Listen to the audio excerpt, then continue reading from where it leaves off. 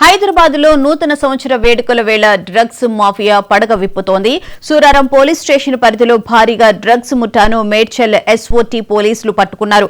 బెంగళూరు నుంచి హైదరాబాద్ కు డ్రగ్స్ రవాణా చేస్తున్న 3 ఫెడ్లర్లతో పాటు 5 వినియోగదారులను అధికారులు అరెస్టు చేశారు. పట్టుబడ్డ వారిలో మల్లారెడ్డి ఆసుపత్రికి చెందిన 2 వైద్యులు, 3 సాఫ్ట్వేర్ ఇంజనీర్లు ఉండడం తీవ్ర కలకలం రేపుతోంది. ఓ ప్రైవేటు పాఠశాల సమీపంలో డ్రగ్స్ విక్రయిస్తూ ఉండగా పోలీసులు మాటు వేసి వీరిని అదుపులోకి తీసుకున్నారు. వీరి నుంచి సుమారు 4 లక్షల రూపాయల విలువైన 70 గ్రాముల ఎండీఎండే డ్రగ్స్, 2 కార్లను స్వాధీనం చేసుకున్నారు.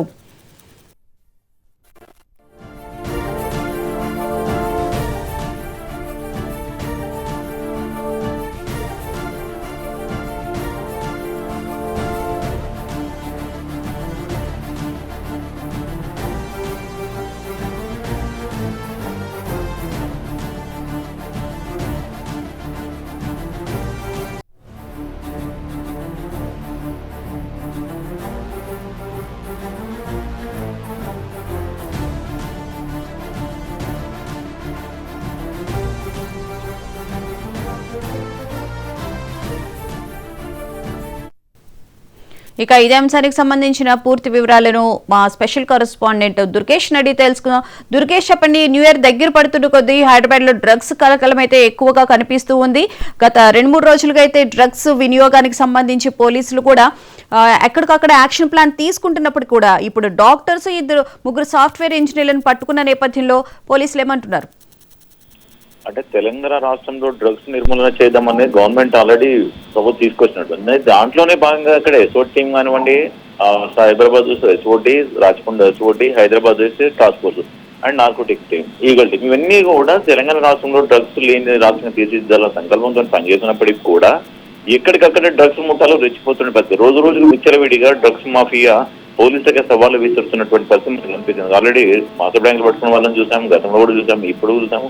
నిన్న చూసినట్టయితే సూరారము ప్రాంతంలో ఉన్నటువంటి మల్లారెడ్డి హాస్పిటల్లో పనిచేస్తున్న డాక్టర్స్ కానివ్వండి, స్టూడెంట్స్ కానీ 8 మందిని అదుపులోకి తీసుకోవడం జరిగింది. వీళ్ళందరూ కూడా పెడ్లర్స్, దాంట్లో కన్జ్యూమర్స్ ఉన్నటువంటి తెలుస్తా ఉంది.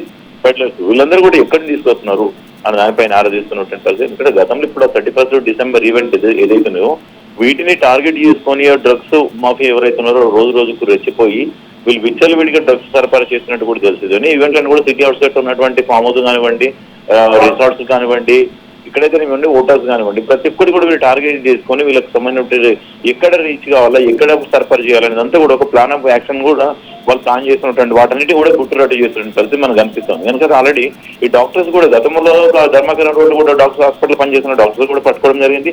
ఇప్పుడు మల్లారెడ్డి హాస్పిటల్ పనిచేస్తున్న డాక్టర్స్ కూడా డ్రగ్స్ లో మాఫియాలో కూడా లింకులు ఉన్నట్టు కూడా తెలుస్తా ఉన్నట్టు పరిస్థితి అయితే ఉన్నది. మరి ఎవరు ఎప్పటి నుంచి పనిచేస్తారు, వాళ్ళు ఏం పని చేస్తున్నారు, వీళ్ళు ఎక్కడి నుంచి వచ్చారు, ఇంతకుముందు ఎక్కడ పనిచేస్తారా, ఇంతకుముందు వీళ్ళు ఎక్కడ డ్రగ్స్ పెడ్లర్స్ వీళ్ళు ఉన్నారా, లేకుంటే కన్జ్యూమర్స్ గా ఉన్నారా, వీళ్ళ దానిపైన కూడా ఆరాధిస్తున్న పరిస్థితి ఉన్నది. ఎందుకంటే ఇది ఈగల్ టైం ఎక్కడికక్కడ కట్టడి చేస్తున్నటువంటి తరుణంలోనే మరి ఈ డ్రగ్స్ మాఫియా కూడా రోజు రోజుకు రెచ్చిపోతున్నట్టు. ఎందుకంటే అదే చాలా సందర్భాలు కూడా డ్రగ్స్ అంతా కూడా గోవా నుంచి తీసుకొస్తున్నారు, లేకుంటే వేరే ప్రాంతం తీసుకొస్తారు, డైరెక్ట్ గా నైజీరియాతో ముఠాలతో సంబంధాలు పెట్టుకొని తీసుకొస్తున్నారు అని దానిపైన ఆరాధిస్తున్నారు. ఎందుకంటే గతంలో అరెస్ట్ అయినటువంటి ముఠాలు ఎవరైతే ఉన్నారో ఆ ముఠాలకు వీళ్ళకు ఎటువంటి సంబంధాలు ఉన్నాయి. ఎందుకంటే వాళ్ళు గతంలో అరెస్ట్ అయినటువంటి వాటితో వీళ్ళ ఫోన్ నెంబర్స్ కానీ ఉన్న లింకులు ఉన్నాయి అన్నపైన ఆరాధిస్తున్నారు. నిన్న మాత్రం పట్టుకున్నటువంటి సూరాలను పట్టుకున్నటువంటి గ్యాంగ్స్ ఏదైతే ఈ 3 పాత్రదారులు సూత్రాలను కూడా తెలుస్తున్నది. వీళ్ళ దగ్గర నుంచి సెల్ ఫోన్స్ వాటిని స్వాధీనం చేసుకున్న నేపథ్యంలోనే వాళ్ళకి సంబంధించిన కాల్ డాటా ఆధారంగా వీళ్ళు ఎప్పటి నుంచి వీళ్ళు దందా చేస్తున్నారు, ఈ యొక్క డ్రగ్స్ మాఫియా ఎవరితో లింకులు ఉన్నాయి అని దానిపైన ఆరాధిస్తున్నారు. ఇప్పుడు కేవలం డ్రగ్స్ తీసుకుంటారా, గాంజా తరలిస్తున్నారా, కొకాయిన్ తీసుకుంటారు, ఇక్కడంతా ఇవన్నీ కూడా మాదక ద్రవ్యాల కింద పోతుంది. ఇవన్నిటిని కూడా మాదక ద్రవ్యాలు కూడా ఇక్కడెక్కడ సప్లై చేస్తున్నారు, దానిపైన ఆరాధిస్తున్నటువంటి పరిస్థితి అయితే ఉన్నది. ఒకవేళ కన్జ్యూమర్స్ కనుక ఉండే కనుక వాళ్ళకు కూడా నోటీసులు జారీ చేస్తారు. గతంలో కూడా తెలంగాణ రాష్ట్ర ముఖ్యమంత్రి చెప్పడం ఎవరైతే డ్రగ్స్ వాడుతారో వాళ్ళపైన కూడా క్రిమినల్ యాక్షన్ తీసుకోవాలని తను ఆల్రెడీ చెప్పడం జరిగింది. దాని ఆధారంగానే వాళ్ళు ఎవరైతే కన్జ్యూమర్స్ ఉంటారో వాళ్ళు వాడుతున్న వారిపైన కూడా యాక్షన్ తీసుకున్న అవకాశాలు కనిపిస్తుంది. ఎందుకంటే ఆల్రెడీ ఇప్పుడు పెడ్లర్స్ ఎవరైతే ఉన్నారో పెడ్లర్స్ అందరూ కూడా కన్జ్యూమర్కి ఇవ్వాల్సిందే. ఎవరైతే అమ్ముతున్నాడో కొనుగోలుదారులు ఉంటే అమ్మడం జరుగుతుంది, అమ్మకాలు కొనుగోలు జరుగుతున్నది. వీళ్ళందరూ కూడా క్రిమినల్ యాక్ట్స్ ట్రీట్ చేయాలని చెప్పేసి చెప్పినటువంటి పరిస్థితి మనం గతంలో కూడా చూసాము. కనుక ఇప్పుడు అరెస్ట్ అయినటువంటి పెడ్లర్స్ కానీ ఎవరైతే ఉన్నారో వీళ్ళకి సంబంధించిన ఉండే డాటా తీస్తే కన్స్యూమర్స్ ఇంకా చాలా మంది వెళ్తున్నటువంటి పరిస్థితి. వాళ్ళ కోసం కూడా కౌన్సిలింగ్ చేస్తారా, మళ్ళీ కూడా వాళ్ళు పిలిచి ఎప్పటి నుంచి వాళ్ళు తీసుకుంటారు, మరి ఇంకా వాళ్ళు కొంతమంది కన్స్యూమర్స్ గా ఉంటారు, వినియోగించిన తర్వాత వాళ్ళు కూడా అమ్మడానికి మొదలు పెడతారు. అట్లాంటి వాళ్ళు కూడా గ్యాంగ్స్ చాలా మంది ఉన్నారు. ఎందుకంటే వీళ్ళు కన్స్యూమ్స్ తీసుకుంటారు, కన్స్యూమ్స్ వాళ్ళు అలవాటు పడిన తర్వాత వాళ్ళకి ఇంకా వేరే ఫ్రెండ్స్ ఎవరైతే అలవాటు పడతారు వాళ్ళకు 5,000కు 1 గ్రామ్ తీసుకొచ్చిన తర్వాత వాళ్ళు 10,000కు అమ్ముకుంటారు. ఇటువంటి కన్సూమ్ చేసే వాళ్ళు కూడా వాళ్ళు పెడ్లర్స్ గా మారిపోతున్న పరిస్థితి మనం చూస్తున్నాం. వాళ్ళపైన కూడా యాక్షన్ తీసుకోవడమని పోలీసులు భావిస్తున్నారు. ఇదంతా కూడా 31 డిసెంబర్ ఈవెంట్స్ కోసమే ఇదంతా ప్లాన్ చేస్తున్నట్టు కూడా స్పష్టంగా అక్కడ హోటల్స్ కానీ పబ్స్ కానీ రిసార్ట్స్ ఎక్కడెక్కడ ఎత్తున్నాం వాటన్నిటి కూడా టార్గెట్ చేసుకుని పోలీసు ఎక్కడికక్కడ కట్టడి చేస్తున్నట్టు అయితే మనం చూస్తున్నాము. కానీ మొత్తం మీద ఏదైనా మన ఈ యొక్క డ్రగ్స్ మాఫియాను ఎక్కడ కట్టడి చేద్దామనే ప్రయత్నంలో పోలీసులు చేస్తున్నా కూడా చెప్పుకోవచ్చు. అయితే దుర్గేష్, ప్రధానంగా చూస్తే బెంగళూరు నుంచి ఎక్కువగా హైదరాబాద్ డ్రగ్స్ వస్తున్న నేపథ్యం కూడా మనం చూస్తున్నాం. ఇక దీనికన్నా కూడా నిఘా పెంచాల్సిన అవసరం అయితే కనిపిస్తూ ఉంది కదా.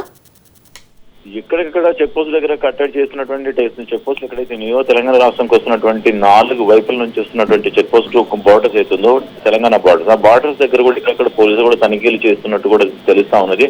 ఆ తనిఖీలు చేసినప్పుడు కూడా ఆ రూట్ ఏంటంటే వాళ్ళు ఎక్కడెక్కడ కట్టడి చేసినా కానీ వాళ్ళు ఏ రూపంలో తీసుకొచ్చుకొని వాళ్ళకి ఏదైతే కన్జ్యూమ్స్ ఉంటారో కన్జ్యూమర్స్ వాళ్ళకి సప్లై చేసుకుని పెడ్లర్స్ ఒక పని అనమాట. వాళ్ళు తెలంగాణ రాష్ట్రం తీసుకొస్తున్నట్టు ఇక్కడ గోవా నుంచి తీసుకురావచ్చు, ముంబై నుంచి తీసుకురావచ్చు, అండ్ బెంగళూరు నుంచి తీసుకురావచ్చు, ఎక్కడ నుంచి తీసుకురావచ్చు. గతంలో కూడా అరెస్ట్ అయినటువంటి మూటా ఎవరైతే ఉన్నారో ఢిల్లీలో పట్టుకున్నటువంటి 50 మంది పట్టుకున్నటువంటి గ్యాంగ్స్ ఏవైతే వాళ్ళందరూ కూడా వైజాగ్ నుంచి కూడా ఉన్నటువంటి పరిస్థితి. వైజాగ్ నుంచి ఆపరేషన్ చేస్తే ఢిల్లీలో ఉన్నటువంటి లింక్ పట్టుకోవడం జరిగింది. అట్లాంటి గ్యాంగ్స్ ఏంటంటే ఈ హైదరాబాద్ కి ఎక్కువగా అన్ని ప్రాంతాల వారికి ఎక్కువ ఉంటున్నాం కనుక 30% ఈవెంట్ అంతా కూడా ఇక్కడ భారీ ఎత్తున జరుగుతుంటది కనుక దాన్ని టార్గెట్ చేసుకుని ఒక డ్రగ్స్ పెడ్లర్స్ ఎవరైతే ఉన్నారో వాళ్ళందరూ కూడా ఈ హైదరాబాద్ లో ఉన్న సాఫ్ట్వేర్ కంపెనీలో కానివ్వండి, లేకుంటే పబ్స్ కానివ్వండి, ఇంజనీర్స్ కానివ్వండి, స్టూడెంట్స్ కానీ ఎవరైతే అందరినీ కూడా టార్గెట్ చేసుకొని ఎక్కడికక్కడ వాళ్ళు సప్లై చేస్తామనే ఉద్దేశం వాళ్ళు ప్లాన్ చేస్తున్నారు. కానీ వాళ్ళకి కట్టడి చేయడానికి పోలీసులు మరో పక్క ప్లాన్ ప్రకారమే ఎక్కడెక్కడ కట్టడి చేసే ప్రయత్నం పోలీసులు చేస్తారు. కానీ పోలీసులు వారు చేస్తే డ్రగ్ పెడ్లర్స్ ఆయన నడుస్తున్నటువంటి పరిస్థితి మనకు కనిపిస్తుంది. కానీ ఇప్పుడు 30% ఈవెంట్ అనేది ఒక కీలకంగా మారబోతుంది. 30% ఈవెంట్ లోనే వీళ్ళు ఎక్కువగా డబ్బులు సొమ్ము చేసుకుందామని ఆశ చూపి సొమ్ము చేసుకునే ప్రయత్నంలో డ్రగ్ పెడ్లర్స్ చేస్తున్నారు. కనుక ఎక్కడ కట్టడి చేద్దామనేది పక్కన ఈగల్ టీం అని, narcotic team, SOT team, task force టీంలు కూడా పనిచేసేదని కూడా చెప్పుకోవాలి. Thank you Durgesh.